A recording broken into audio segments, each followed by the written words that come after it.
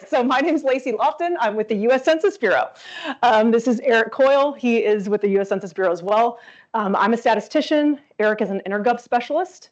We've both been here for a long time. We're actually going to play a game at the end of this to try to ask us anything, and you get a sticker if you find something we don't know, because we're just that old and boring that we've been doing it for long enough that we'll play that game a little bit. Sorry, guys, online. The stickers are very cool. We'll show you just so that we can always mail them over.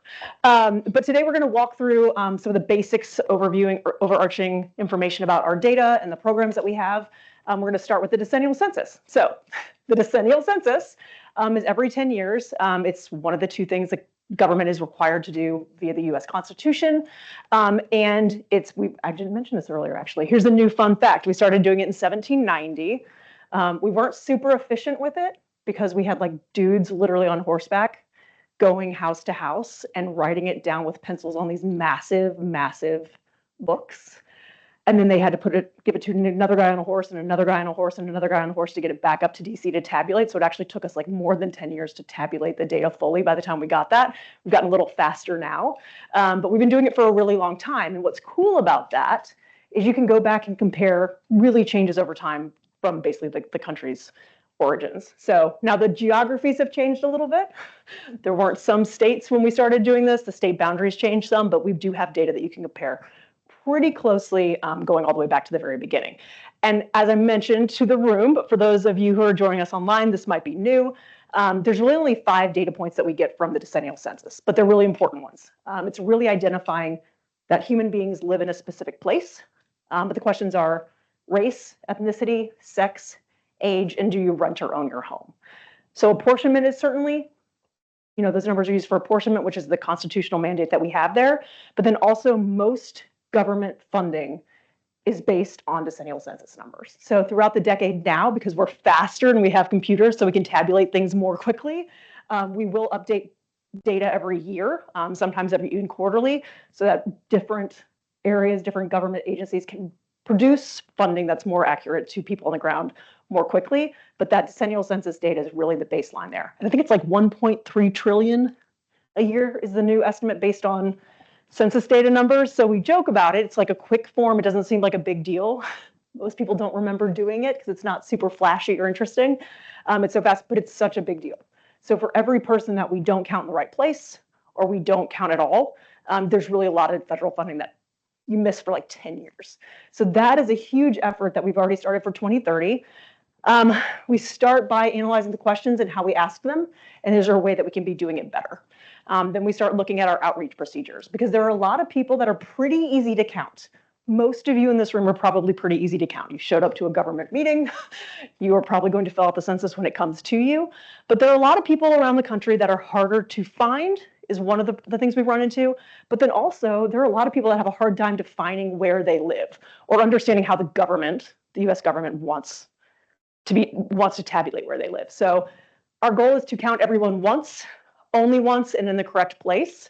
But there are people that have a hard time defining where they live. I was one of these people. And so people between the ages of 18 and 24 are notoriously bad about saying, oh, this is where I live. So I was in college in 2000, and somebody came and knocked on our door and said, is this where you live and sleep most of the time? And it absolutely was. That's where I lived and slept most of the time. But I was like, no, no. And the guy looking back, went through all the right questions. And I was just like, no, I don't really think so. But then my parents said, you don't live here anymore. You've moved out. And so I wasn't counted there either. So especially those ages where people are moving around a lot, where there's a lot of life changes, we struggle there. So we put a lot of focus there. Babies under the age of 2 are our hardest group to count, which is, I have an 8-year-old now. He's a lot more subtle, but when he was 2, I remember thinking, how could you forget that he was there? But there's something about, like, they can't vote, they're not working, they're not contributing a lot to society yet. And there's something about filling out a government form that people just don't make that mental shift over. And then families are built in a lot of different ways now, right? So if you have a joint custody situation where there's 2 different living arrangements, things like that. So you'll really start seeing us in 2019, not only promoting the census is coming, that it's safe, please fill it out, this is why it's important, but also hoping to explain to different populations, this is how when we ask this question, this is what we mean by that question, and this is how we'd like you to define within the realms of who you say you are. That's another thing we've gotten a lot better about. I don't know, we weren't there in 1790, but there was a lot of enumeration based on site. The United States is really diversifying, and people are changing how they define themselves in a lot of different ways. Just from 2010 to 2020, the number of people that identified as more than one race went up like 50% in a lot of areas, which is really cool, right? So we're seeing these different trends. And some of it is because people are, genetically different, but some of it it's just people are defining themselves in a different way. So it's also fun to see how that's changing across different areas. So we make sure we ask the questions correctly. We hopefully make sure that we're reaching everybody that's living or sleeping in the country. And then we try to educate people as much as we can to help them fill out the census in the best way that describes who they and their families are, or households. Questions about the decennial census process? Did I mention the 1.2 trillion? Can't remember if that was before the microphone was working or not. Okay, so that one's, it's a really big deal. It's the baseline for a lot of our data, but the data that I think, is this not? Lacey, sorry, I'm going to interrupt you for a second. Sure. So we have one question on the chat that is, could you repeat the 5 questions? I think they're referring to those 5 data points. Sure, and I should be clear, there's technically more than 5 questions on the form because we do ask, like, what's your phone number in case we can't read something or things like that. But the 5 data questions that we use and publish the vast majority of our data from are age, sex, race, ethnicity, and do you rent or own your home? Because again, the main point of the decennial census, the reason it started out was to define where people live so that we can apportion the house among the states. Yes, perfect. All right, this is going to be fun. All right. Yeah, so now I can't see it on my screen. I can see it up there. Awesome. And it's in Spanish. And I took Latin in high school, which was such a good idea. My counselor at high school really. What was that? There we go. Thank you, Eric. Oh, nice. Okay. Actually, that's a lot easier. So the American Community Survey, so the decennial census is something we do every 10 years. We'll show up hot. You'll see us everywhere. We'll have about 1 million people working for the decennial census at that time. And then we'll shut the whole thing down. It's a crazy operation. It's a lot of fun to work on. Houses reapportioned based on those numbers. But now, and it really sounds silly, and it is a little silly, but because we have computers, we're able to tabulate and produce data more quickly, right, than we used to be able to when people were literally sitting around with paper and pencils. So we started in 2005. Does anybody, there's usually one in every room. It used to be that for the decennial census, most households got like this short form. And then 1 in 6 households, are you my person? Okay, there's always one person nodding. 1 in 6 households would get like this long booklet that had all these questions. And one of them was like, how many flushable toilets in your house do you have? That made everybody mad. We also asked questions about commuting to work, how, who goes to school, what's your educational attainment, like a lot less about where you live and if a person lives there, but really about how people are living, right? So what industry do you work in? Information about employment, information more about the relationships within your household so we can see how families are built and how households are designed. We also asked questions about the physical structure of your house there too. So we had, this was 1 in 6 households got this long form, and we got that data every 10 years. Starting in 2005 though, because we could collect data more quickly and we could tabulate it more quickly, we took this program, this, what we called the long form, moved it over to a separate operation, and now we do it every single month in every single county or county equivalent in the country, and we produce data from it every single year. And that's really our most rich and useful, probably for the purposes of what you guys are doing, data set that we have, because it's produced annually. It has all of that information about how people are living, how people are moving around, what people are doing, where people are struggling, and because it comes out much more timely. So I'm going to attempt to get back to this. Okay, thank you. So Eric's putting in some of these resources in the chat. Let me go back here. So as I mentioned, when probably most of you online couldn't hear me, there we go. instead of doing a PowerPoint, we're mostly going to be working from resources on our website so that we can send them out so that you guys can go back and look at this stuff later too. But we actually have these really cool handbooks on the American Community Survey. We're going to walk through that, and then I don't know if I can actually do a live demo of data.census.gov backwards, but I'm going to try it. Nice thing about the American Community Survey, well, we started really publishing that annually in 2005.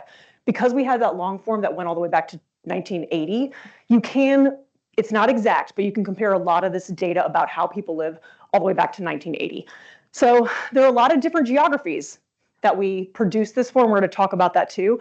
But that's the one thing I want to remind you, whenever you're like comparing historical data over time, if the boundaries of wherever you are have changed significantly, even though you can look at like the population of Houston or the ethnicity makeup of Houston in 1970, and you can compare it to now, if those boundaries have changed significantly, I just want to caution you that you're not technically comparing apples to apples, right? We have a way around that, but I just wanted to mention that there. Can you guys see this okay? You guys have good glasses. Okay, so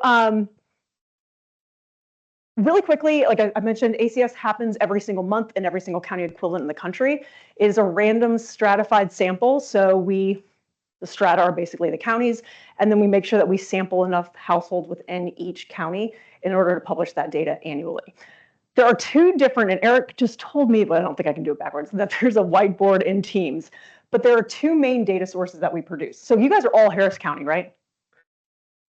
Okay, that makes it easier. Okay, sometimes when you have people from like different jurisdictions, different areas, it makes it a little more complicated. But luckily, Harris County is huge, right? So it's physically huge. There's a lot of people here. So all of the data that we produce for Harris County is available for the ACS 1 year. And what the 1 year means is that, so the most recent data we released, this is October of 2024. We just released the 2023 data. So what that means is the 1 year is every single household that we surveyed from January 1st to December 31st of 2023. Then we aggregate all that data, we tabulate it, we go through all of our disclosure avoidance processes, which is really an elaborate thing. And if you guys have any questions about that, happy to answer them. It's kind of a whole presentation in its own, how we're doing that now. And then we publish that data annually. We just published the 1 year in September. So it's kind of hot off the presses. We get a lot of questions like, why are you not publishing 2023 until the end of 2024? And the truth is, when we're talking about a reference date of December 1st of 2023, we don't even finish collecting that data until April. And let me tell you how that process works of collecting data. So has anybody received the ACS? Oh, see, there's always one. There's no hard, yes, okay, very nice. So there's a bunch of different ways we do this. Most of it is done online now, but first we'll send you a postcard and say, congratulations, but like in very government speak. You were chosen for the American Community Survey. It's required by law. Please go online. I don't think it says please, but it says go online and do this survey. And if you don't do that, then we send you another one. We say, hey, remember when you got that postcard from the federal government and we told you to go do something? We really meant it. It's required by law with like more ups the verbiage. We start using like red highlighter. And then the third one, we'll send you a questionnaire. So we're like, okay, maybe you don't want to go online. There's a lot of people who prefer not to go online. There's a lot of people like my parents who should not be going online, and they would tell you that.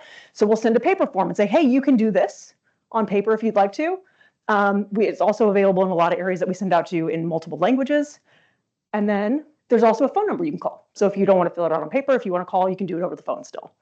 If you don't do any of those things, then we come to your house. So we have a full-time field staff that is required by law to follow up on all of these because it is a constitutional mandate. It's part of the decennial census.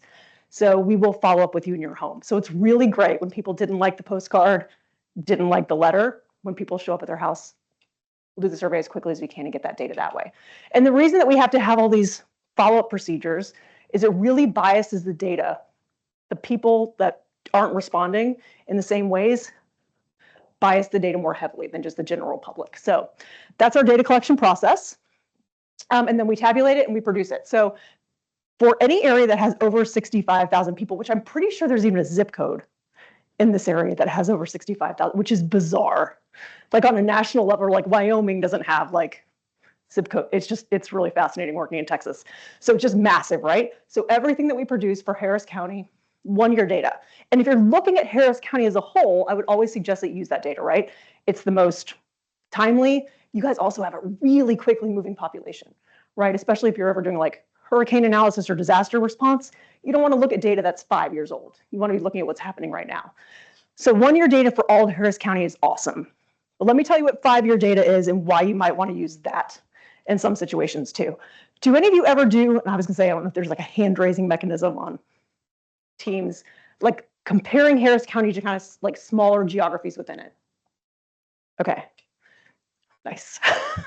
Okay, so there's plenty of people there. So the thing that can kind of break your heart about the 1-year data is, even though it's great for Harris County, if you get really excited because you understand Harris County and this really cool thing about Harris County, and then you want to go look at a lower level geography and compare Harris County to these lower level geographies. So for example, a zip code that does not have 65,000 people. I think it's like Fort Bendish. There's the one that has like 65,000. You can't really do that. So what 5-year data is, it's an aggregate of 5 years worth of data that we just put together so that we have a big enough sample that we can publish it so that it's statistically reliable. But then also we're not risking disclosing information about an individual or a household. So for 2023 ACS 5-year data, which we're going to release in December, it'll be 2023, 22, 21, 20, and 19. And then so it's every survey we did over that 5-year period, we aggregate all of those, and then we publish it based on that. So it's called 5-year 2023 ACS data. It's awesome for a lot of reasons. We can publish that down to a really low level geography, and we'll talk about geography in just a few minutes, just give you a quick overview of it. I'm sure I know what time it is here, okay. But we can publish the 5-year data down to like 1,200 people really accurately. So a piece of land on the ground that has about 1,200 people, we can tell you about that neighborhood. We can tell you about these really small pieces. So if you're looking to understand where there are issues with poverty, where there are a lot of kids in school, where both parents are in the workforce, you want to be looking at those lower levels, right? Harris County is so big that knowing the percentage there might not be useful. In order to do those comparisons, you have to use the 5-year data. Yes.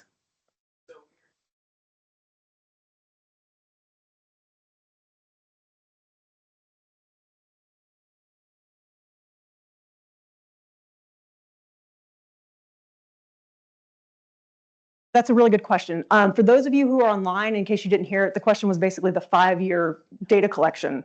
Are we doing that basically in a different way than the 1 year? And the truth is, it's actually all the same sample. So we geocode households. And so this survey is just going on all the time. And then we'll just rake the data from each of those intervals. So we'll geocode it. So that's another thing that's great. If your boundaries change, we can change with you. So if your boundaries change over time, we can change the location of what boundaries you fall in through that, but it's all the same. They're getting the same survey. They don't know, it's not 1 or 5-year ACS, it's just ACS, and then we just rake them differently. So the reason that you don't want to compare 1 and 5-year data gets really technical and really boring, and if anybody wants to talk about it, I certainly can. Now the truth is, like offline, this data is free, it's publicly available, it's all on our website. You can use it however you want. I will not come find you. You are welcome to use it in any way that you feel appropriate. From a statistical standpoint, it's not good to combine 2 different data sets. You want to stick with 1. So if you are going to be doing a lot of analysis to lower level geographies, I would just suggest stick with the 5-year. It won't break your heart. It breaks my heart every time I'm like, this is the one time I'm not going to need those lower level geographies. And oftentimes you do. So any questions about that? Yes.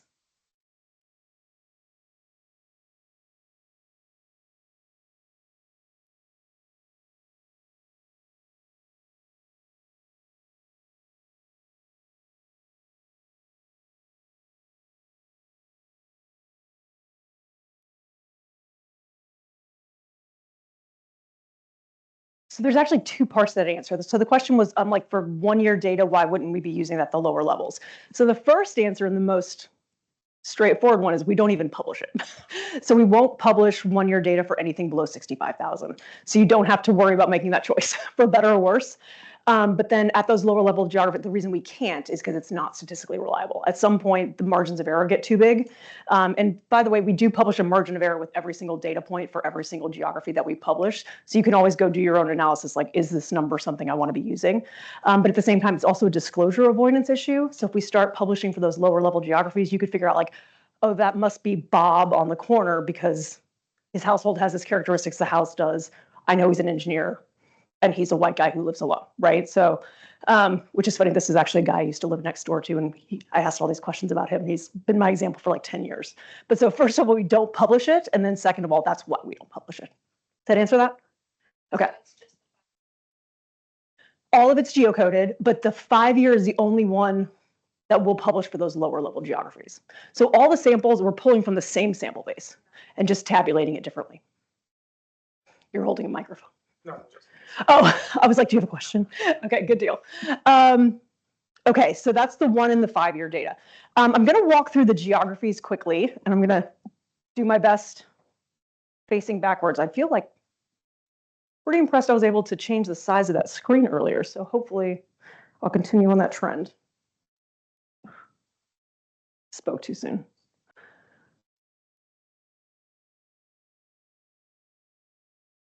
See, I got cocky. And now, there we go. Okay.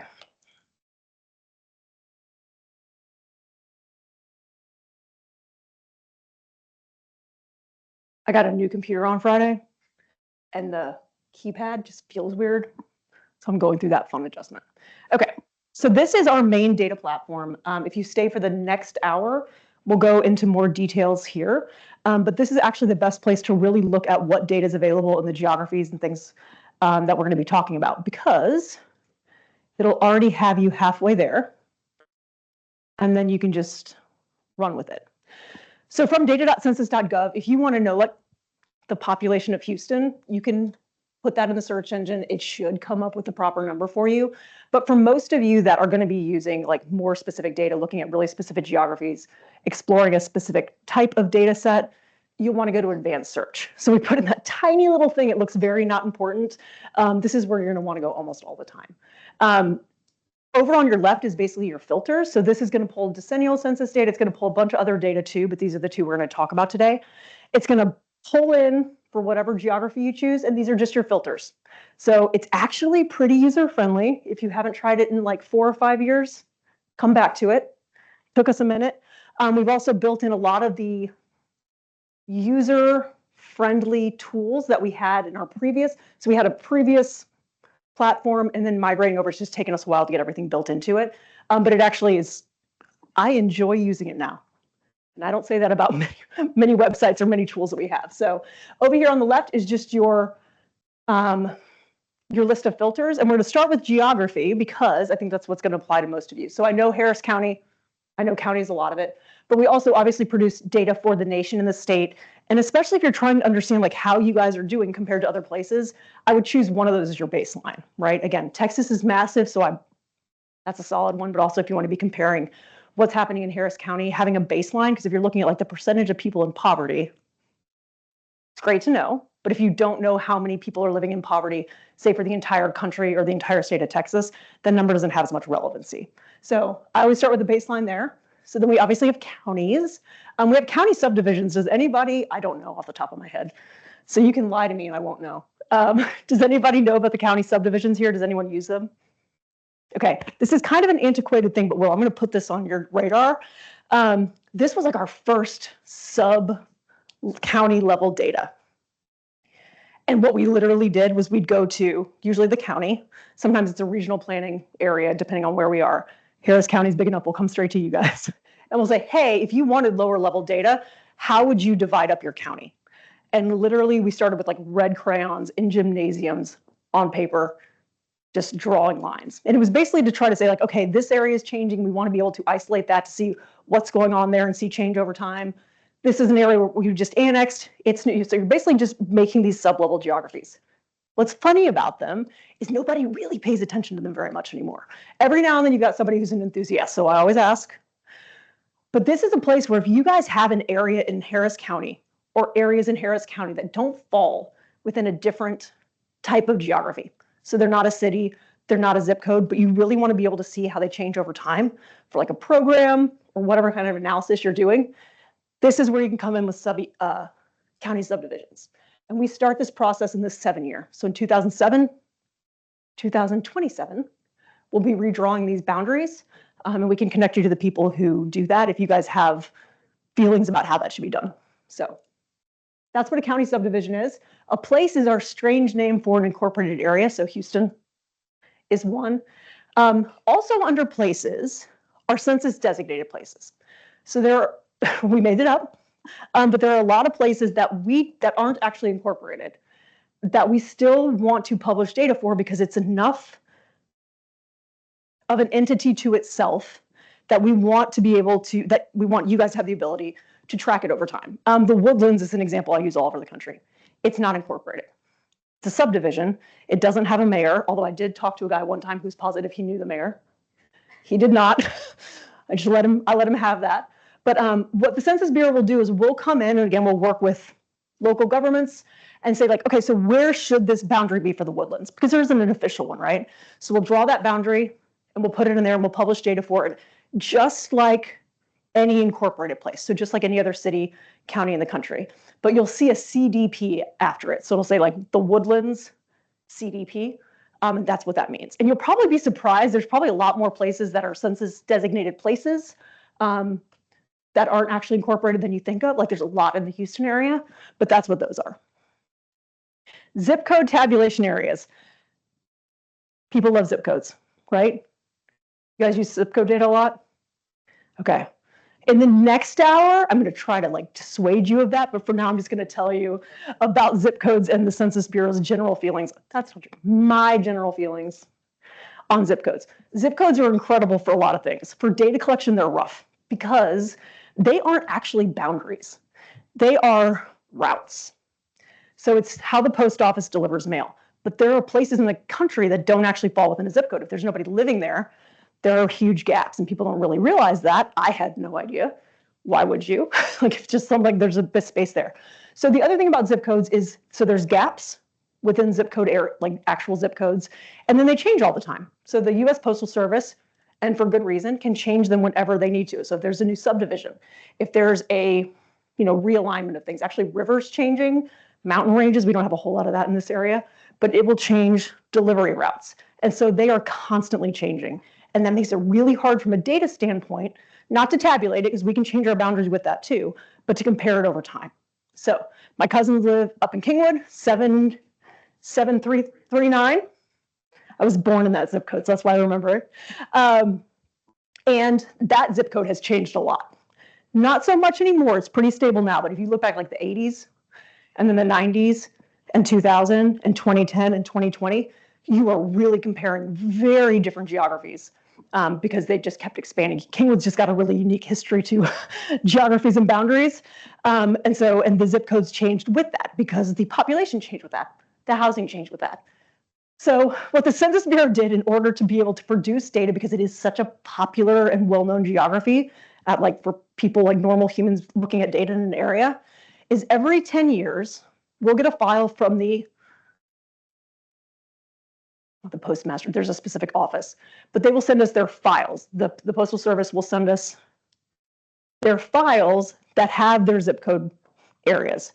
We will do the very best that we can to draw boundaries around them. So there's a gap, we'll include it in one of them. So we make sure there's no gaps and overlaps in this data. We draw a boundary around it every 10 years. So the last one was 2020, and then we freeze it for 10 years. So these zip code tabulation areas are stagnant. The last ones were done in 2020. They are not comparable over time. Again, you can do whatever you want with it, but they change and we don't have any way to compare them directly, but that's zip code tabulation areas. Questions about that? You guys, Houston's Harris County is a pretty stable area now, so like your zip codes aren't changing a whole lot. So they're pretty good over time, but that's what those are. Okay, MSAs, everybody knows that one. You guys have like one of the biggest ones in the country, you're winning. You've got a couple different options here when you're going through those lists. But we publish all the data by metropolitan statistical area as well. Census tracts, I'm going to go on more of a rant about in the next one because I love them. But these are Census Bureau designed chunks of ground, chunks of land that have approximately 4,000 people in them. So these were completely made up by us, but with the help of county and regional planning organizations to say, okay, where do we want to define these groups of 4,000 people? So some areas are really straightforward, right? If you've got a development, if you've got a neighborhood, that's a great way to define some of these pieces of land on the ground so you can see changes over time, see what's happening. Things like dormitories, prisons, We'll try to isolate those as well, just so that you're seeing the data and how they change there. In some areas, it's a little harder for us to define or like decide exactly where those boundaries should be. The more rural you get, finding 4,000 people in Harris County, you don't have to go very far. If you go down West Texas, 4,000 people can be a huge piece of land, right? So, but what's nice about these is they are comparable over time. You can go back in Harris County to 1950 and compare census tracts and how they changed over time, apples to apples, because we call them sidewalks internally. I don't even know what the real name for them is. We have ways that you can say, okay, this is the census tract now. If you want to go back in time and compare, this is what it was in 2010. This is what it was in 2000. So you can really say this piece of land in Harris County, how has it changed over time? The other thing for your purposes that's nice about census tracts, they nest within counties. So they will never cross a county boundary. And so you've always got one holding pattern with different pockets within it. Blocks, pretty straightforward. Up until even through 2010, we actually had enumerators walk the whole country. Like there were human beings that we'd send to a corner, and there was this really specific procedure. It was like walk straight. So they'd walk straight, and they had these handheld devices, which was just got so many sheriff phone calls about these. But it's like turn right as soon as you can. And so then they would turn right, and they'd walk until they could turn right again. It was this whole procedure until you got back to the beginning. And that is a block. So in some places, that's really straightforward, right? Like what you think about, like walking your dog around the block. My colleagues, our colleagues that have been around longer, like the milkman, which apparently there still are milkmen in a lot of places, kind of going around the block that way. In some more rural areas, they can be really elaborate, right? We have West Texas where they're literally dozens of square miles for the smallest block you can walk. Roads are certainly now the most common boundaries for blocks. Streams work. Oceans, we get to the ocean, we stop and turn right. Railroad tracks, anything that's a really pretty permanent thing, but for Harris County, it's gonna be mostly that. And really quickly, block groups are just groups of blocks. The two bottom ones here are the only two on this list which we only produce. That is not true. Ignore what I just said. The block is the only geography that we only publish decennial census data for. So if you want to look at the block, you're only going to be able to use decennial census data. For every single other geography here, you can get ACS data 5-year for all of them. So you can compare zip codes to the MSA, to the city, to the woodlands, to the county. All the same data is available for all of the same geographies, and it makes it a really easy data set to kind of plug and play over time. A couple that aren't listed on this first dropdown, these are just our most commonly accessed. School districts.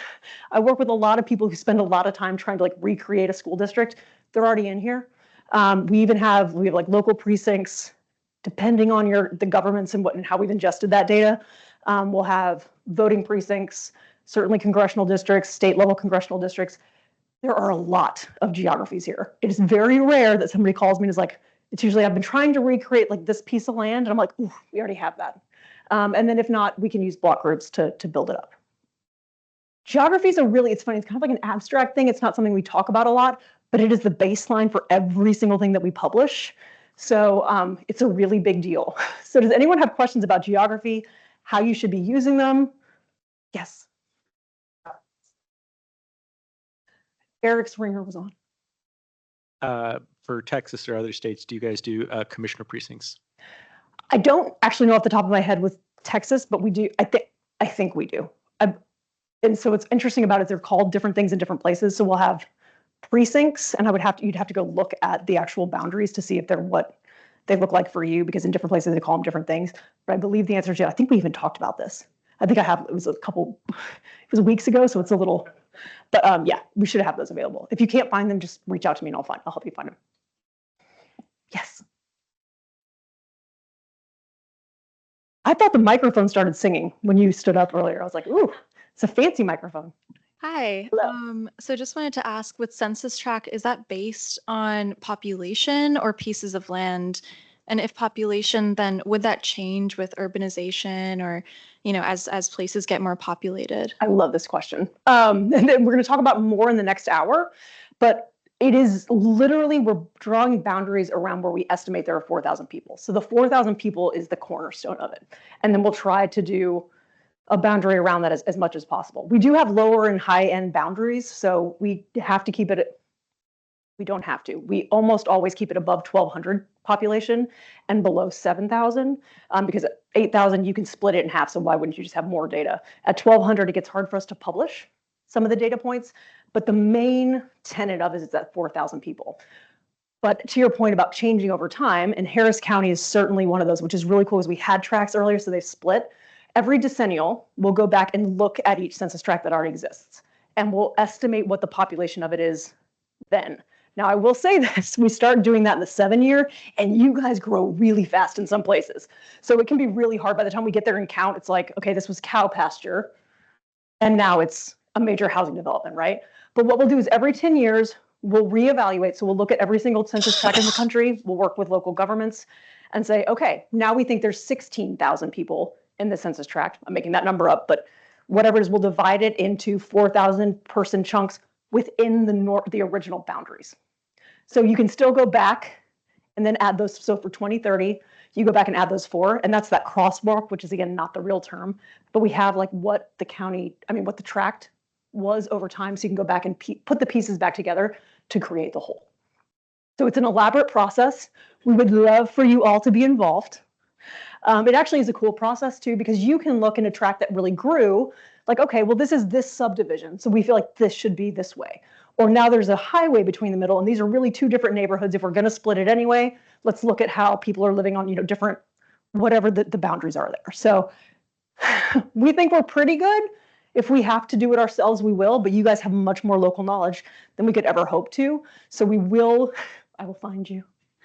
In 2027, we'll start asking for your input, because the worst part, truly the worst part of my job, and Eric has different worst parts of his, but mine is when somebody really wants data for an area and we don't have a boundary for it. And if we don't have a boundary for it, we're not producing data for it, and that sucks, because we've got the data, we've collected it, we just aren't tabulating it that way.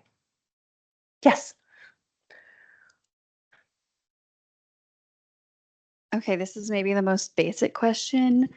When you say statistics, what methods are you referring to? And so if you guys are just kind of counting, I assume descriptive statistics, and like margin of error. And if you're doing margin of error, the population size, like, is that a guess, or where are you getting those numbers? So that's don't exactly know the answer to the first part of the question, like the script, but like for each data point that we publish, we will make the margin of error based on the population. But then there's sometimes different levels. So like within, say we're looking at a census tract, we already have an estimate for what the number of human beings in that census tract. And then for any subset within that census tract, so people with college education, we will use all of that information in order to calculate that margin of error. And those are controlled up to the county level. Those are controlled up to the state level. There's actually a really good document, which is pretty humanish friendly, that I can send you if you'd like, that explains exactly how well, some of it's not, but like says how the calculations run, but basically how those strata are handled as well. But it's based on the specific geography and the specific estimates within each one. Is that close? You can totally ask a follow-up question. Okay. Okay, good deal. Yeah, I'm happy to, if you want to, I'll share Eric, do you mind putting my email in there?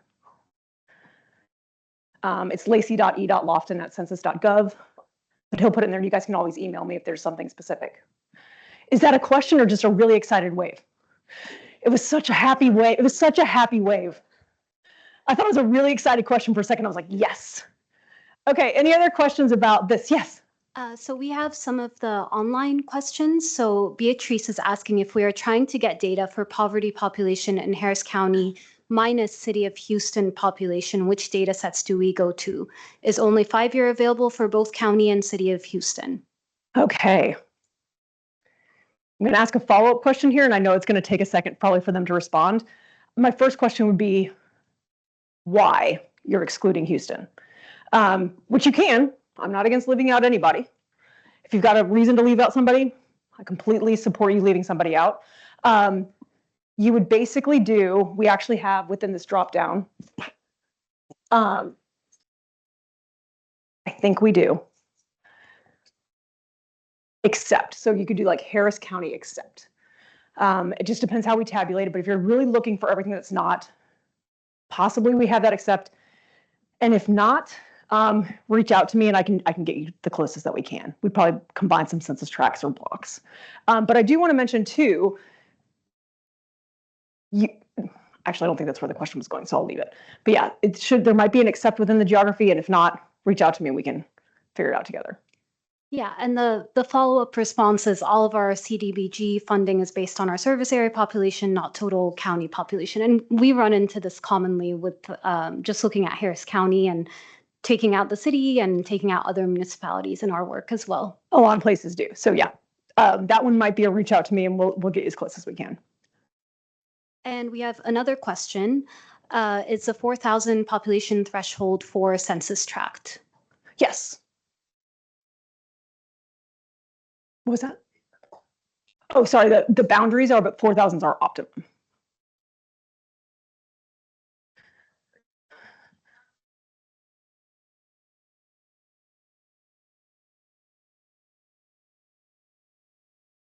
Okay, so I heard you say that there are these certain major indicators that you collect, right? Race and ethnicity is one of them. Have you expanded the racial categories anytime recent in like the last 5-10 years? So we are for the 2030. The 2030. Okay. And actually, do you want to touch on that one for a second? And I was going to say, do data.census.gov. I know you're going to do that tool. So, how that so I actually put the timeline. I don't know if you. Oh, sorry. Yeah.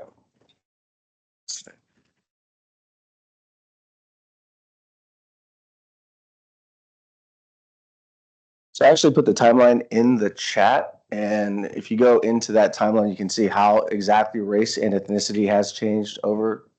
Yeah, this is awkward. But if you look at that visualization, it takes you all the way back to 1790, the first census, when I think there was like 3 categories max, and then that's changed over time, as you can see in the visualization. And so the census has actually been very proactive in the process of continuing to update the change. We have up until recently, since the OMB's new guidance, have been going off the 1997 race ethnicity standards. I don't know if anybody familiar with those. Anybody not familiar with those standards? So it's basically the 6 main categories of race and ethnicity. So white, black, Asian, American Indian, African, and so it goes into Hispanic is the only ethnicity. But that was a separated question. So the OMB 1997 standards have now since been updated to reflect separating something that referred to as the MENA category, the Middle Eastern, North African, and that was based on those 1997 and previous standards was connected to white. So anybody that wrote in a survey or during the decennial census and said that they identified as Middle Eastern or North African, they were categorized as white. And that, again, may not reflect the true race and ethnicity of the population, of the country. So, the Census Bureau, of course, is not the designator of those race and ethnicity standards. That, again, is the Office of Management and Budget. OMB determines what the standards are, and we as basically objective independent statistical agency have to follow whatever those standards and guidance is put forth, right? So we're not completely divorced from that process, but at the same time, we actually, we are, like I said, very proactive. We do a lot of research. We put forth publications and papers supporting changing and updating standards. But again, ultimately, it's OMB that makes that determination. And so those standards that are now have since been implemented, I believe as of, I want to say June or July of this year, now reflect that expanded category of adding the MENA, the Middle Eastern North African category, as well as combining the race ethnicity question. So that is now for the first time happening. So where instead people would possibly get confused about not knowing, I identify as this particular race, but, or I don't identify as this race, but I have this ethnicity, particularly. So now it is just all one combined question to where people can identify as Hispanic or Latino, and that is now part of the race category. A follow-up question Yes. to that was, are there going to be any updates to gender in the next? So that has actually already been done in one of the smaller surveys that we have. I don't know, has anybody here actually received the household pulse survey or the small business pulse survey? So the household pulse survey was the first survey where we introduced sexual orientation, sexual identity, right? And so, so we have had those questions in the ACS, but related to families and households. So it's a little bit more vague. It's a little bit more, it's not all encompassing. And so now they are looking at possibly adding those because the way that it's already been successful within the household pulse survey. And you can kind of look at those data. That's actually a biweekly survey. Or I'm sorry, it's weekly, but then they publish the results like biweekly. So I'm a little bit out of my data dissemination. I'm now in InterGov, so I work a lot with congressional InterGov, and I work with elected officials and tribal nations a lot more than I am on the data side. But I still keep up with all the stuff, of course. So, but to that, yeah, I would say it's definitely a possibility. Like I said, we are always moving to focus on how society reflects itself and how it self-identifies, right? And so that's all Census does. We always try to be as objective as possible as a statistical agency. We have to be, right? And so we're going to go by whatever guidance is given to us. And we always impress upon people that these are all self-response surveys. These are self-response decennial census questions that people can answer to. And so that is really what we try to impress upon people of the U.S. to understand. We are always wanting to accept whatever anyone wants to identify as and try to incorporate it as much as we can into our surveys. I think we'll have one more question, and then we'll take a moment to see if we can figure out the laptop situation, because I know you want to go into the data for the next hour. So I'm going to just give this to you. So I was just curious, currently, so if an individual identifies themselves as more than one race, as far as how that data is tabulated, is it just an overall bucket of number of individuals who have identified more than one race, or can that actually be broken down to the various, I guess on the form, does it ask what groups you identify with? Like how stratified does the data become when someone identifies? So if someone's like multiple races, are they then like put into a bucket of like, well, you identified as white, so we're going to make you white or something like that, and then make you multi-race? Is that basically your question? Well, both, exactly. Like on one, are you actually asking if you identify more than one race, which races you're identifying as? And if that information is then counted, how is it exactly? Is it tabulated as, no, all those individuals are placed in identify more than one race, or is it this person may be counted towards? It's identified as more than one race. So like actually that's a really good great question, because one of the biggest increases in the race question that came about from the 2020 census was those that identify as more than one race. That was one of the largest, if not I think the largest increase. It was the largest increase in population because of the way that we sort of restructured that questionnaire so that people were able, and also the way that we tabulated the data. So that's why that was the largest increase in our population, our race category, was those that identify as more than one race. I'm going to walk through data.census.gov, which is our main platform for all of this. It's also, in a lot of ways, the most simple process for really learning what the data is, right? So we're going to walk through my favorite data products, which are the data profiles. Eric actually just sent you something in the chat, apparently, that I did not know existed. There's a data profile tool. It's just called that. You would think I would have heard of something that straightforward, but I had no idea it existed. So just like the geographies we talked about, like all the same data is available for all the same geographies, all these same things are built into all these tools. So they're coming from the same place. They're produced in slightly different ways. Different tools have like slightly different bells and whistles. So like one might be better for mapping. One might be better for creating a full report that you can hand off to somebody else without having to explain all the background to it. But data, so Eric's going to walk through a couple of those quick and then bells and whistles tools. But data.census.gov, although it's not super flashy, it is very functional and has the most data options that you can possibly find, right? So this has everything built into it that's in all these other kind of niche places, and produces really easy, user-friendly tables, maps. It finally has some different search functions. So we're just going to walk through this, but I really do want you guys, if there's something like specific that you're like, I wish we were talking about this geography or this type of data or whatever, just let me know. But we're going to start with data profiles. Like I said, Eric sent you a tool that might be faster to get to those than the way I'm going to go. But the process will take you to everything. The data profiles are awesome. So they're American Community Survey data, but there's 4 of them, and it's like enough information for you to really understand an area without getting so far into the weeds that you stop caring. So the 4 main topics are social, economic, which is the economic situation of households, housing, and then demographic. So it'll give you a really great overview of an area, and we're just going to go walk through the tool this way. If you have a laptop, please feel free to follow along. Is this being recorded?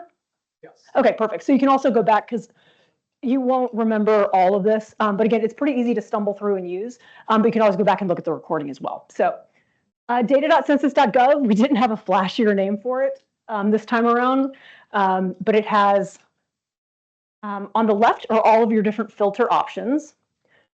So I know we started out talking about geography. Let me tell you why I would suggest you always start with geography when you're choosing your data sets or when you're filtering down. This tool in particular, and it's gotten better, but it used to be that if you picked a topic, it would then show you all the geographies, but those topics aren't available for all geographies. So you'd get into this situation where then you're picking something and a table's not coming up and you're like, does that table not exist? Is the program not working? Like, what's going on? If you start with geographies, it's only going to show you the data that's available for those geographies. And geographies are usually where you're more specifically focused, right? So if we don't publish something for the county, it's you want to start at your county or whatever that is. So I'm going to start with Harris County. I'm just going to show you how this platform works. So I'll actually start by adding the nation just so we have a baseline. And then come down here to county. And Texas has so many counties.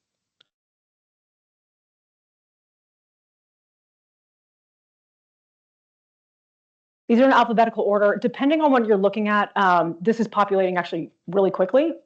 Go us. Some days it does, some days it doesn't. But if you're looking for like zip codes, it will pause and it's populating while you're scrolling. So if it stops, just give it a second, it'll catch up. Yes.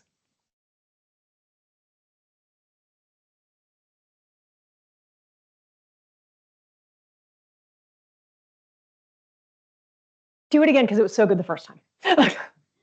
Is disability included in any of the surveys that are sent out? It is, and actually it's included in the American Community Survey.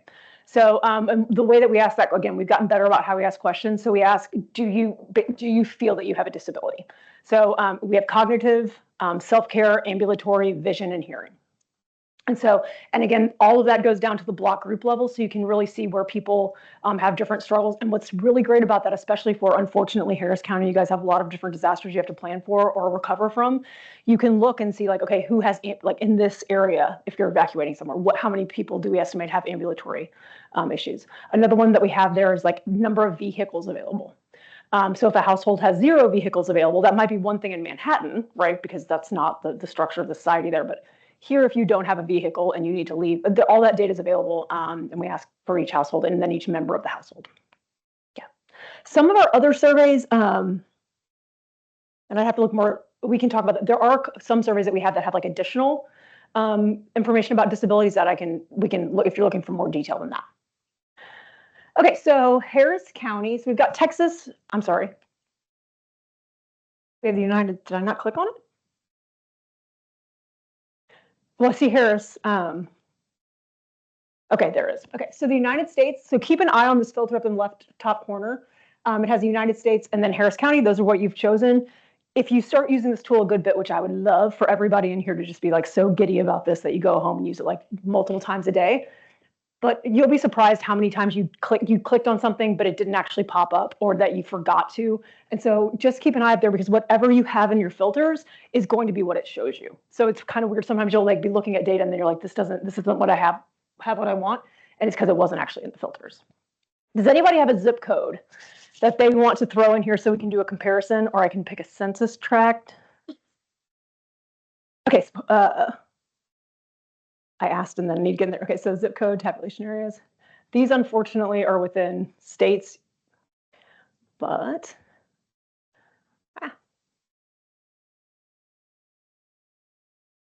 good is the search feature? So it depends. So it depends on like how large the area is. Let's try it. We'll find out. What was it again?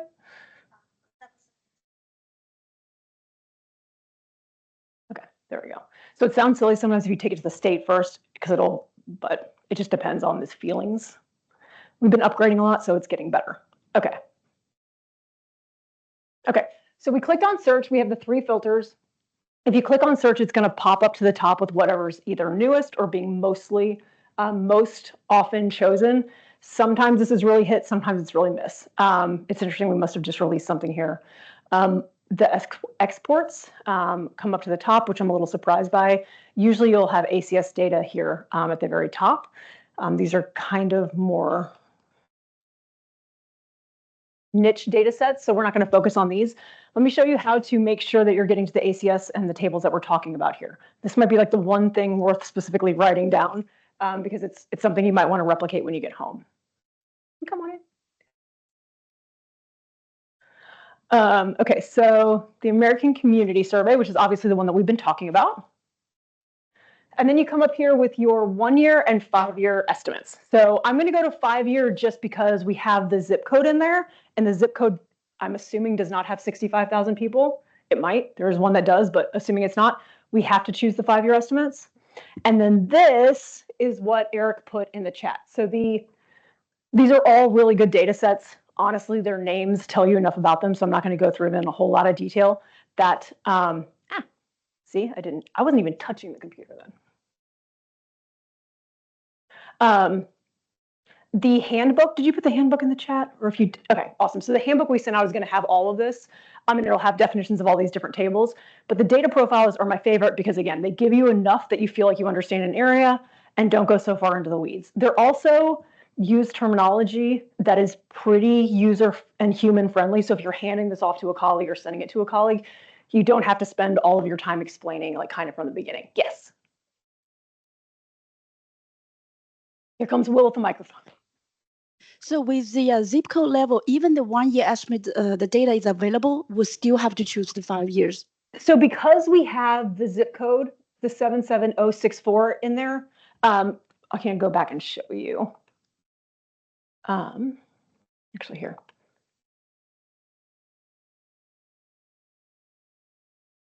Click.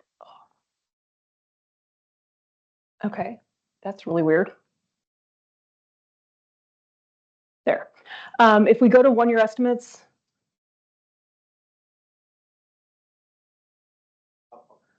Okay. I was going to say, I'm sure if it's because the supplements are available, but usually it actually wouldn't have that 1 year because it's not available for all the geographies in our filter. I don't want to go too far down the rabbit hole, but yeah, in theory, I chose 5 because one of our geographies does not have 65,000 people. So we want to pick the data set that can cover all of them. I was surprised that they popped up at all. Yeah, even at the census tract level, like the 1-year estimate is still available for some tables. So for some specific tables, yes, like there's some supplemental, usually for census tracts.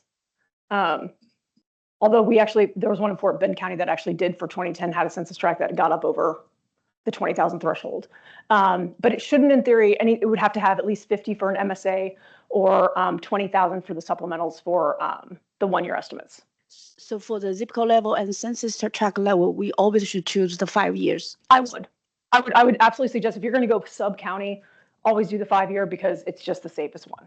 Okay. And that way, if you pull in new geographies, like if you then want to compare it to the zip code next to this one, that's where you start thinking, oh, it'll be fine, but then you want to add something in and then you have to start back over. Okay, it confused me all the time. It is a very confusing, and it's funny. Yes, there's a picture in that data, the handbook that actually shows it really well, and there's a chart in there as well that says like this is available for this is available for this. But your safest is 65,000. There are some caveats, but just stick if it's under 65,000, or you might be looking at a geography with under 65,000. Just stick to the 5-year. Okay. It'll just save you a lot of heartburn. So yeah. Thank you. Okay, so we've got data profiles here. Oh, I'm in 1 year. Let me back up. Okay, so 5-year, and then data profiles. And what's great about this is it's really going to walk us through the main data topics from each of these sources. So questions like, is disability available? When we're walking through this, please stop me and ask me questions about what the data points mean if you need to, because this is really the overview of the entire program. All right. So here we go. It's just 4 tables. It should always populate with the most recent data that was published. So the first one is social characteristics, then we have selected economic characteristics, housing, and then demographic and housing estimates. So we're going to walk through the first 2 in a decent amount of detail. Then we'll go through how many people work in housing? Okay, because we've got really great housing data. If there's ever a room where nobody's interested, I'll skip it, but there's a lot that's tied directly to data and families here too. And then the ACS and demographic and housing estimates. I'm not going to go through these other than just to open it up and show you very basically what's in there. But basically what this table is it's the exact same questions asked in the exact same way that we asked the previous decennial census. So in this case, it'll be the 2020 census. And what that means is then you can compare the ACS data over time. And so you're asking the exact same question in the exact same way. So it makes those data points more comparable. And this just has those basic 5 data points that we talked about. Okay, so I don't even know if I mentioned it earlier. I was about to say, as I said earlier, but I'm not sure that even happened. This is a household survey. So there are some limitations there. So for the decennial census, we will attempt to find every single person who's living or residing in the country. So if you live in a house, we'll mail you a form. If you live under a bridge, we will send people to enumerate you there. If you are in a group quarters or a shelter, we will send people to enumerate there. So, but the American Community Survey, honestly, because of budget restrictions, the way that we can do it is to send questionnaires to households. So it's just household based. So this data that we're looking at is household based data. And that sounds like a really boring, basic comment and concept. But when you start looking at like the economic data, the way that we word it, that can feel a little abstract. So these are the economic situations of households and people. So it has nothing to do with like businesses or anything in the area. It's just truly the situation for households. Lacey.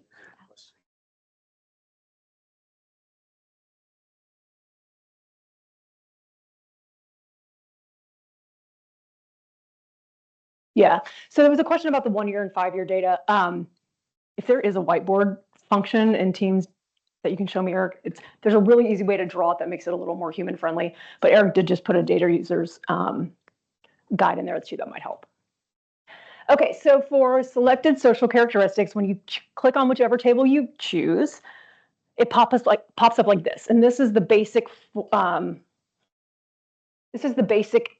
shell. So all down the side is going to have all your different data topics. Across the top is going to have all of your different geographies. I'm going to download this because it'll just be easier to see in Excel. And I'm going to get rid of the margins of error, not because they're not important, just because it'll be easier to see on a screen from far away. But this is an example of this is every single data point has a margin of error for that specific data point in that specific geography. To get rid of the margin of error, this is kind of your list of things you can do to the data set. And then I'm going to download it. So this is not a terrible thing to know anyway. I'm going to download into Excel.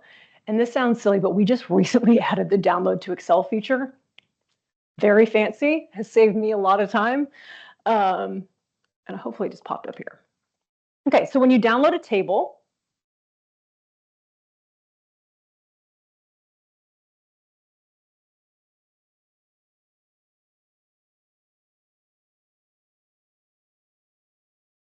it doesn't want to open, naturally.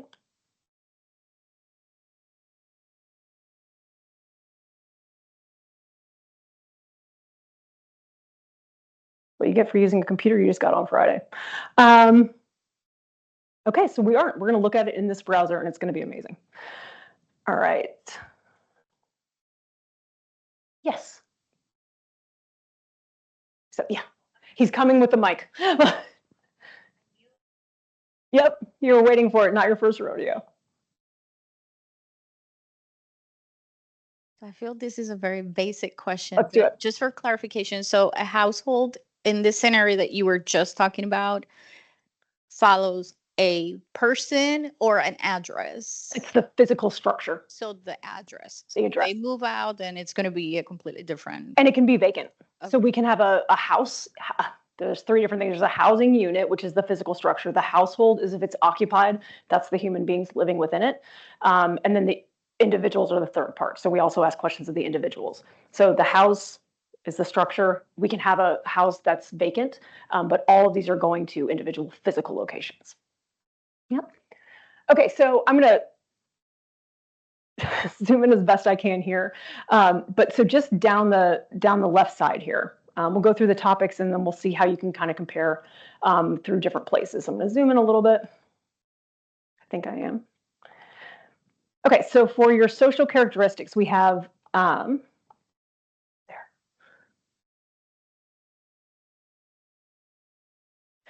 total household, so how many households are in the United States.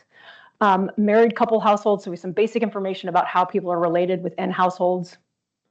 This is jumpy. Cohabitating male householders. We also have information here, which is a really underused data point, on how many people are 65 and older living alone. So if you're looking for vulnerable populations, or a household that has anybody under the age of 18 in it. Another one that I feel like that isn't used as much as it could be is, especially for county planning, if you're looking at like childcare and things like that, is number of households that have a child under the age of 18 with both parents in the workforce. So that's actually one that actually applies in a lot of different places. Households with one or more people under 18, so a vulnerable population by definition there, and then households with one or more people over the age of 65. So I'm just going to click here. So in the country, 30.8% of the population has a person over 65 years old. In Harris County, it's way lower, wow, at 22.9. And then if we're looking at this specific zip code, it's 19.6. So this is where you can really start seeing that variability. If you go down to a lower level, like a census tract or a block group, then you can really start identifying places that have like these different populations that you might be looking to understand more. All right, relationship. So just this is relationship to the person who filled out the questionnaire. We get this a lot. Who is the head of household? It's not the dude. It's just whoever answered the door and either talked to the respondent or picked up the mail and filled it out. They do have to be over the age of 15, or they're supposed to be. So if you fill it out at home, the age is 15 is the lowest age that you're supposed to be filling out for the entire household. And we do have a lot of people that do that. Also, we have proxies. So if there's especially a language barrier, a lot of times the younger person in the household will fill that out. But you do have to be 15 to fill it out. And then these are the relationships to whoever filled out that questionnaire. Marital status, and this is important, and I didn't mention it earlier. With a lot of these different data points, there's like 5 different universes that are probably important to mention. So we start asking if you're married at 15. Not that there aren't some places in some areas where people are married before that. There's certainly a lot of people who are married after. And each of these, we had to pick a threshold at some point in time that's like, this is the statistically significant point to start asking that, right? So it's going to add a bias no matter what it is. But for marriage, it's 15 years and over. You'll also see a theme here. A lot of these answers have 5 different options. And that was because on the questionnaire, we could fit 5 options really easily in some cases, because you know there's always that between respondent burden and getting the data. So for marital status, we get this a lot. You are either married, you are single, which means you were never married, you're divorced, you're separated, or you're widowed. For fertility, this is, there are a lot of different ways that people create families now. This is truly only was there a live birth within this household in the last 365 days. And the reason I bring this one up a lot is it doesn't capture a lot of ways that families or children are living within a household. So like I was adopted, I'm not captured here. Foster children are not captured here. And I know a lot of times like counties are specifically in charge of administrating funds for those types of programs. So this is just live births. We actually don't have any good data on when a child was added to a household, unfortunately. Grandparents living with their grandchildren and doing basic childcare. This is a really interesting one, especially with the COVID pandemic, and it's going to be interesting to see how that changes with each data release. So it's what grandparents are living with their grandchildren, and then are they responsible for some or all of their childcare? School enrollment. There are 2 different data sets that we have around education. For school enrollment, we start asking at 3. We don't ask the 3-year-olds, we ask somebody over the age of 3 if they're currently enrolled in school. So we have that information. And then we also have educational attainment. We don't start asking about educational attainment until 25 and over. And in this, it does have that kind of population 25 and older, that's when we ask. And again, there are people that finish their education before 25. There are people that are still working on their education at 25, but we had to pick a threshold there. And this is actually one of the most easy ways to kind of describe a bias if we didn't do that. My 8-year-old, highest level of education so far, 2nd grade. We're hoping he continues down his educational path. But if we asked all of the 8-year-olds, what's your highest level of education, and then we included that, it would really bias the data. So again, there was some statistical study at some point, that's the number we chose, but on all of these different universes, it's important to know what they are so that you're understanding where that scale comes from. Veteran status, and Eric could talk, who's a veteran himself, could talk a lot more about this. We have a really rich data set, many different data sets on the veteran population. This is a really, really small subset of that information. So it's just veteran status, and then here's your information on disability. And we do have if that disability was specifically tied to military service. So we have just disability. Here's under 18. We also have it over 65. And here it's just all disabilities aggregated together. Again, this is just kind of a high level snapshot, but we do have that information that would be broken out by type and more information on age. This is a fun one for an area like Harris County. Where did you live a year ago? So we ask every single household, did you live in this household 1 year ago? And if you did, then that's the end of it. If you didn't, we say, did you live in this county? And if they say no, we say, okay, did you live in this state? And if they say no, we say, okay, did you live in this country? And if they say no, we say, okay, what country did you move from? So you can, like, whenever it says, like, everybody's moving from California, they are. And you can see it in this data set, right? So this isn't going to give you that information about where people are coming, but that data does exist. And so you can tell from zip codes where people are moving from. You can tell, like, so if you're looking at an area and trying to understand, you know, either it's new neighborhood, new development, or just an area that's changing a lot, you can tell where people are moving. Are they coming from far? Are they coming from close? As well as like information about age and things like that. Yeah, you want to say, okay, so. Yeah, I was trying to get the poll title. I'm walking a fine line here. Where to go? Okay, so so residents 1 year ago. So different state, we'll look at that one. 2.3 in the nation, 1.6 in Harris County, and then the zip code's 1.4. Little anticlimactic. It's always that way, right? You always pick the one that doesn't quite highlight it. But this is where if you did say, and that's actually a really cool table to pull, and you can pull it once and it works for the whole year until you pull the next data set. If you pulled every census tract in Harris County, and then we're looking at how many people lived in the same county the year before, that's where you can really see these mobile populations, right? And that's where we then struggle to get people to define where they live. But hopefully the next opportunity will be dazzling.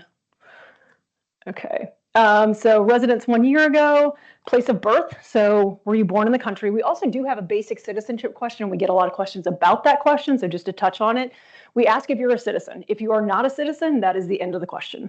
If you are a citizen, we ask how you're a citizen. So is it because you were born here? Is it because you were naturalized? Were you born overseas, but your family was serving in the military? So we do have those two different data points, but because we get a lot of questions about this, and I'm sure you will get a lot of questions about it. So I just want to make sure if you are not a citizen, that's the end of the question. So just those, and then where you were born. I have a quick question. Yes. So if it sounds like we are only counting residents. Yes. So if we have 4.9 million people living in Harris County, we're not including those who are not a citizen, correct? So it could actually be higher. Oh, you are? Yeah. So anybody who lives, and the definition is, do you live and sleep in this location most of the time? Which I screwed up for the 2000 census in my dorm room. But so it's no matter why you're there, it's if you live and sleep there. And it gets into this definition of it, it's called a 2-month rule. So like if you are a person moving a lot, it's like, is this your most permanent, assuming the 2 months before and assuming the 2 months after? So for areas like this where there's snowbirds, where it's like half and half, you can get into some kind of weird places there. But if this is where somebody's living and sleeping most of the time for their reference month, they'll be counted here regardless of why they're here. So they're not exactly. So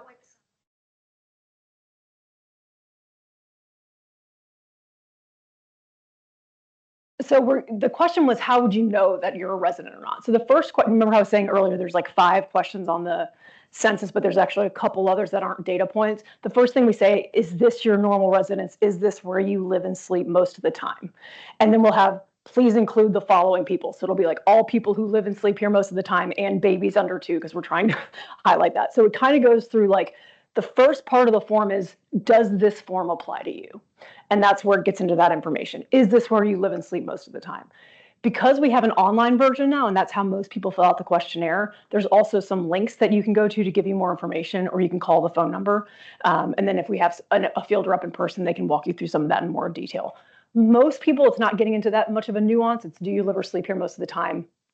You know if you do, and usually for households they are. But yeah, that's the first part of the questionnaire before we even get into the questions. Is that a hand? No. All right. Okay, so we also have information on when people entered the country. Here's information on where people were born. This is a really cool data group, language spoken at home. So we've gotten a lot better about how we ask this question. We used to just say, what language do you speak at home? And that's great to know. Like if somebody wants to speak French at home, fascinating, right? Good. But it really only comes into, is that useful from a policy perspective or from making sure that you're reaching everybody if you also know if they speak English well? Because choosing to speak a language is great, and it's not necessarily not a good thing to know, but knowing if there are pockets of people that are linguistically isolated is data that we get from a really rich data set that we started asking. Well, it's been 10 years now, so we've got the entire suite of 5-year non-overlapping data. So again, we don't ask anybody under the age of 5, because if you are 1 and you're not speaking anything, probably not on you. But then we say, do you speak a language other than English at home? If the answer is yes, then we say, how do you feel that you, like, do you feel that you speak English very well? Well, I don't remember, but then it comes down to not well. So here's where you can see languages that are spoken. This is not getting into the details of some of these languages. We have that, and Harris County has a huge variety of languages that are spoken at home. So there's a better breakdown of this, but you could say, okay, this, and it really is, it's pretty isolated. So if you're trying to communicate with people in an area, this is where you can find out what languages they're speaking. Excellent. Eric's dropping a sample of the form in the chat, which is actually the ACS form. Looking at that and understanding exactly how the question's asked is sometimes your best way to understand the data that's produced from it. So it's something I still reference a lot. Ancestry. This one, it's really closely tied to a bunch of other data points that we have, but we do ask for ancestry information.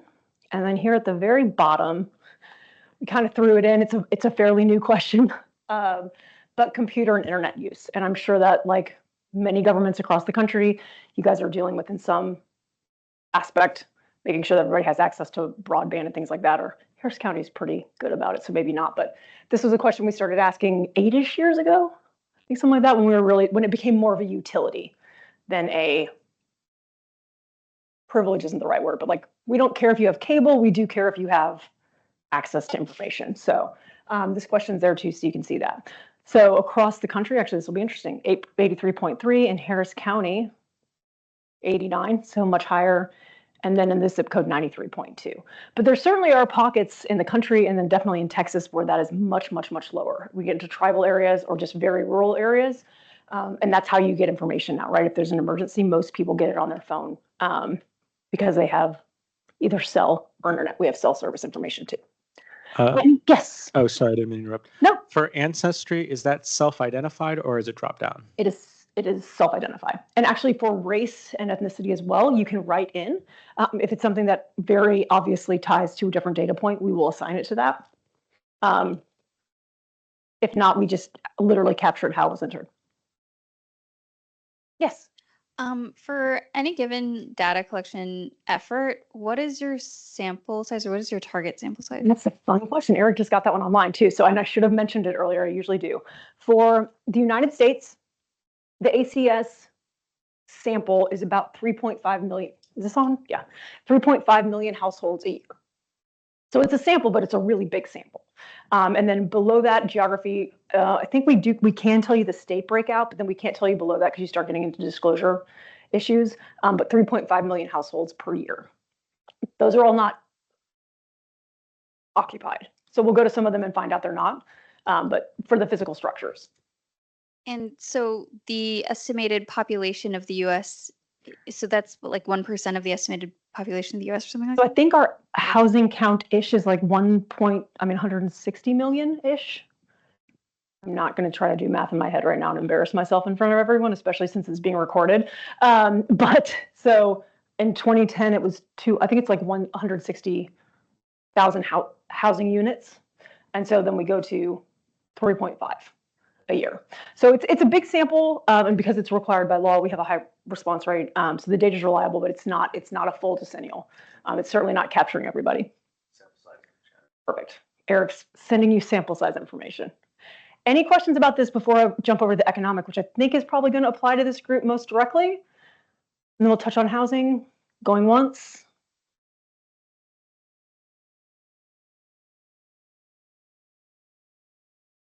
I don't know if I'm going to go off topic, but a lot of the questions I get from court offices ask about the breakdown of race and ethnicity by zip code. Okay. Is there an easy way to just pull that? Yeah. So actually, go.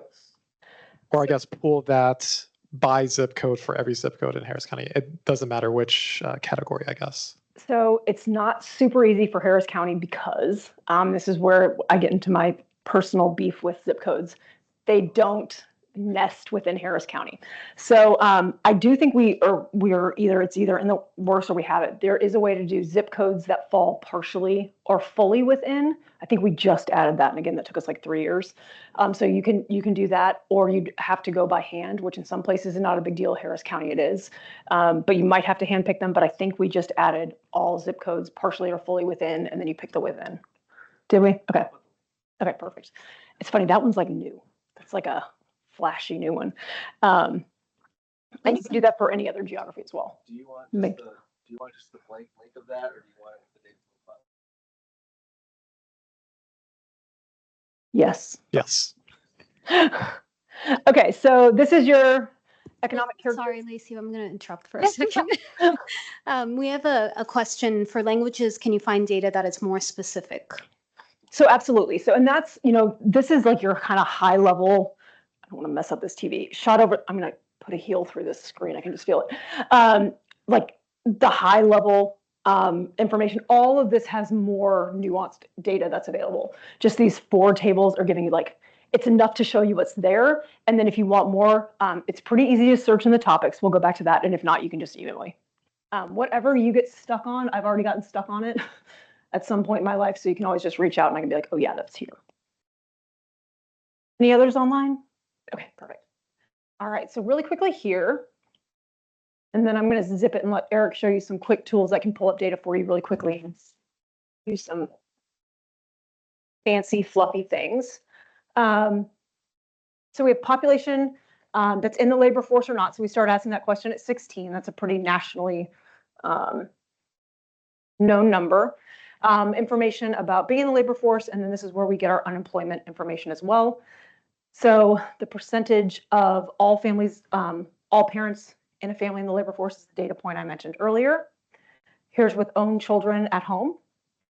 Here's your information about commuting to work. So this is a fun one because I've never once been in a room where anybody thought that we underestimated how long it took people to get to work in a given area. But some of these data points are pretty relatable. All of you guys drive cars or trucks. Not everybody, but that's definitely, well, you guys are downtown, so maybe not as much, but Texas in general, it's a mobile community based on cars and trucks. The reason that this part matters, and I'm going to point out a couple other things here, is because especially for if you're looking to understand how people can get out of an area or get to the hospital or a grocery store, you want to know what vehicles they have available, which is not this data point. And I think the way that we publish is a little confusing. This is how you get to work only. So my husband used to ride his bike to work in DC, but he had a car. And so it's not necessarily knowing exactly how that works, it's understanding the vehicles that are available as well. So we get a lot of questions and a lot of misconceptions about this. So I just wanted to point this out. This is only getting to work. And then if you wanted to know about vehicles available, that's actually under housing because we just put it somewhere confusing to mess with you. But when we ask about the physical structure, one of the things we ask is, do you have a vehicle available for this physical structure? Occupation, this is getting a little more antiquated from these very high levels. So this one table just gives you very, very basic data. And again, because Harris County is so big, it looks kind of normalized in itself. But we do have this broken down by NAICS code to very low levels. So we can tell you about the businesses, we can tell you about the people working in businesses. This is just that high level information. Industry, same kind of thing when you're looking at something as big as the US or Harris County. These are too big of buckets for them to really make you feel like, ooh, that's exciting. Class of worker, private, government, self-employed, unpaid family workers, and then income and benefits. Oops. I'll tell you a little bit about this one means, what this means, and then I really will zip it and turn it over to Eric. So income and benefits, we publish these in 3 different places. So we have them for households, so that's that physical structure and then everybody living in it. Then we have families somewhere. Here we go. The exact same data is published again for families, and that's any 2 people, when you get into the structure, so any 2 people living in the same structure, so we send a thing to a structure, that are married by birth, marriage, or adoption. So that's how the government defines a family. So we publish these in 2 different, they're exact same data, one's for households, one's for families. And the reason that we do is there's a lot of government distribution of funds that is based on just one of those. So it's distributing data to families or households. And so we publish the 2 data sets separately. If you're not focused on something very specifically tied to a family, household is always going to be your most intuitive. What I would say, like that I think is what most people think of. Like if there's 2 people living in a household, if they're not quite married yet, doesn't really matter from most policy perspectives. So those are the differences there. And then if you come up just a little bit, these individuals that we snuck in the middle, median household income and mean household income. So those are at the end of each of these 2 sections. We publish them both because they are both used in different ways. Again, a lot of times like a grant will specifically ask for one or the other. I usually get asked for my opinion. I like median. That's debatable. It takes out some of those outliers. So if you've got like someone who's incredibly wealthy in an area or a lot of people that are, at 0 income, it takes out some of those outliers a little more readily. So I use median most of the time, but usually, either one will work. They're both measuring the middle. And then at the very bottom, we should have individuals. We shove them down here somewhere. There is an individual line in here somewhere, which is I promise. I think I promise.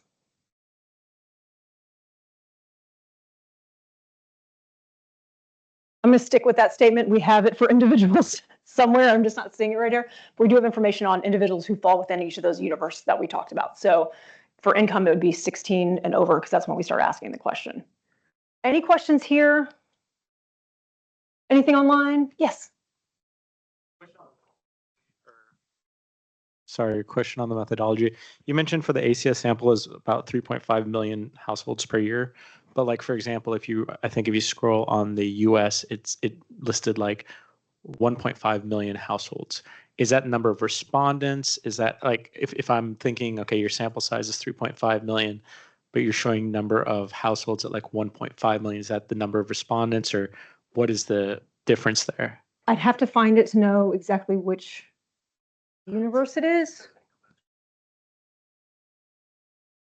Well, it still wouldn't have been that because you said 1.5. Yeah, I think it was about, it looked like it was estimate US and it was just, there you go. Do you see it? It's you've total households right at the top, 125,736,353. Okay, yes. So I should point out too, so the number I was pulling earlier is from our master address file. So this is actually the number that I probably should have been saying. So that's the estimate of households, and they don't have to be occupied, that are livable dwellings. Because we'll go visit them if it's destroyed or structure is not there or something like that. So in our files, we have like, I think it's 160-ish that we'll go out and try to visit because we have information on locations. The 125 is our best estimate of how many households actually exist. And I don't think that doesn't include like dormitories because that's not a household. It doesn't include like prisons. Although we will go to a prison, that's not considered a household. So there's some nuances there. This is a physical structure where people live together basically voluntarily, for lack of a better term. And I can send you the definition on group quarters too, which would be part of this as well. Would be a separate part of this. Good question and good eye.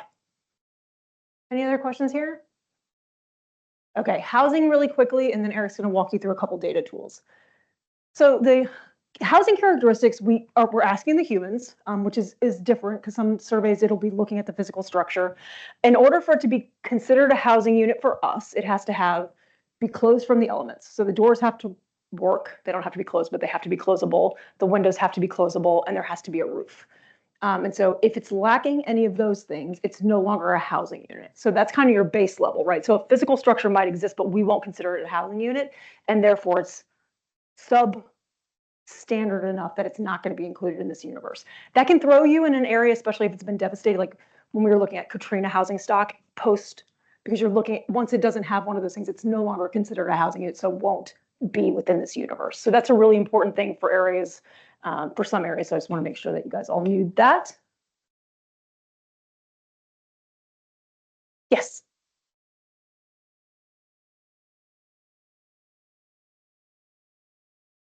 Most of the time, no. So vans basically never, but we will enumerate people in vans during the decennial census. An RV is considered a housing unit if it's attached to the ground with some really specific definitions, which is kind of arbitrary in some ways.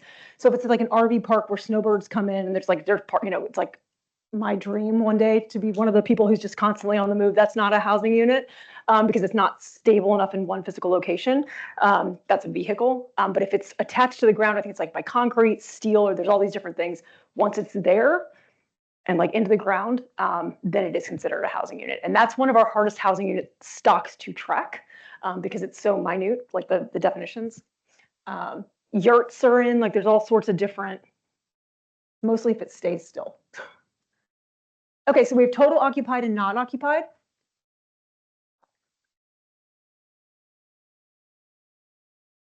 You are so fast. The sunglasses match the whole racing theme. What about nursing homes and facilities where people reside in potentially long-term? So it depends on the definitions there, but yeah, so it's a lot of times those are what we call group quarters. So they are not households, they are individuals living within a structure. So together. So that can be a prison, that can be a nursing home, that can be a dormitory. It's places where there's usually like one address.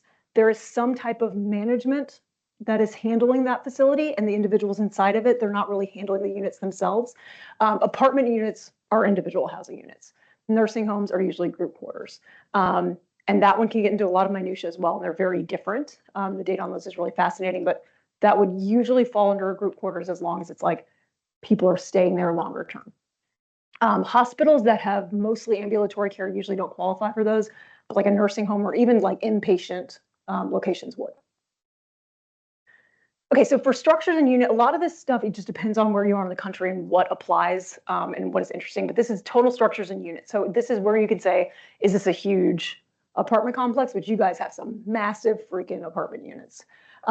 Just like in one block, you can have one building that has like thousands. It's happened to Decennial. Like we have an enumerator and we're like, okay, you're in charge of this block. And there's like, it's one housing unit, but it's, they were there for 6 months. So we were a little better than that, but it's like, so it just depends there. So this is where you'd see where those massive apartments are, things along those lines. It can also be condos. Year the structure's built, you guys have a really young housing stock compared to most of the country. And a very good housing stock. So, so that you can back that up with the data that's available here. This is also a place where if you're looking to specifically, like if you're looking, when I lived in Dallas, I got a specific piece of mail that was like, you get free toilets because your house was built between the years of this and this, and we assume that you have inefficient toilets. And I did. And then the county literally put new toilets on my front porch like 3 days later when I was out of town. And they said, but if you're looking for something like asbestos, or if you're looking for houses that may have lead paint, or you're looking for like different areas of housing structures that might need something specific, that's the data you want to look at. So you can drop toilets on people's front porches anytime you want. Rooms in the structures, that one's not a huge one here because you guys have a normally pretty big structures with big rooms. This is important in places like Manhattan when you're talking about like little tiny areas. But this is something you might look at if you're looking at a very, very urban core of like Harris County. Bedrooms, again, not super exciting. Housing tenure, this is renting or own. And then, so you can see if this is an area where people rent or own and usually more transient or not. And then when people moved in, and here's my favorite, vehicles available. This is a really important one for understanding how people can get around to different places. And the rest of these, heating, fuel, not a huge thing in Harris County. And some basic occupancy characteristics, which again, don't apply here very much. These are usually more rural areas. And then very bottom here, your monthly costs. So we have like the one thing I'll point out here while I really am handing this off to Eric, because I've been saying I was going to a long time. We ask people, this is the one data point that I think most differs from other really reliable data sources. We ask you what you feel that your housing unit is worth. So people aren't lying usually. They're required to tell us the truth, but people are wrong a lot. So like my parents who just sold their house in Austin, Texas that they bought in 1993 were dumbfounded that it was worth more in 2023 than it was 30 years older. And then you also have that neighbor who thinks that their house is like worth so much money. And so that's in there too. And then you also have the person that doesn't want to tell the government what they really think their house is worth because they're afraid we'll tell the IRS. So this data point in general, which we won't, we don't tell the IRS, but that data point in general, when you're looking at that and other really good data sources, is one that differs a lot. And Eric, this is all yours. And you have like 3 minutes. I've seen him talk fast. Check it. Thank you.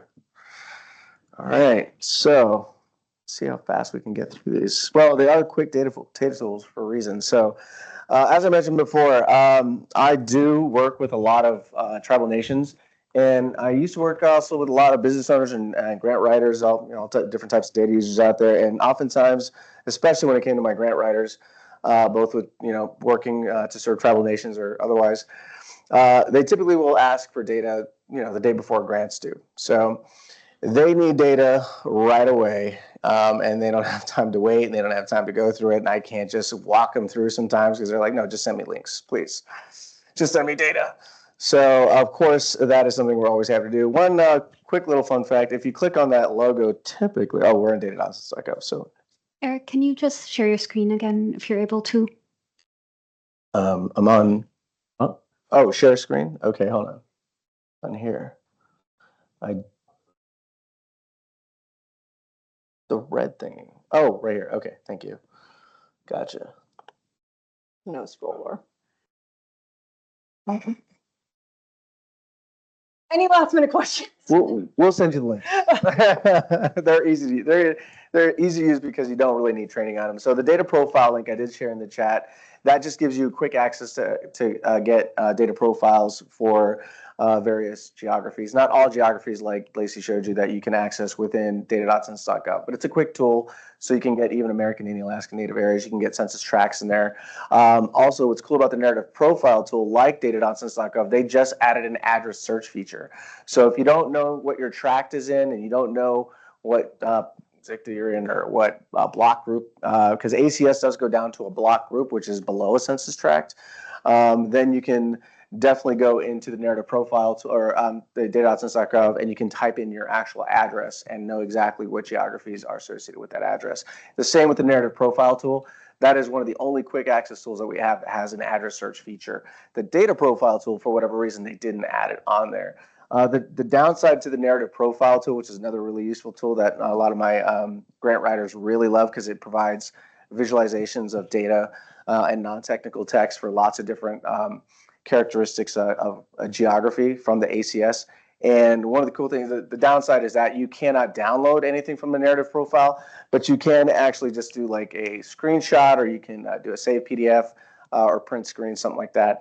So, that's the option. You can copy the whole page and then put it into a Word doc if you want to do that. So, but other than that, we can send you other links. I would definitely also recommend checking out Census Academy, where you'll find, and I was going to showcase a brand new data gem, which features Lacey over here. It's such a shame. And I was going to, and she was like, no, don't you dare. But, show of hands, who would love to see that data gem?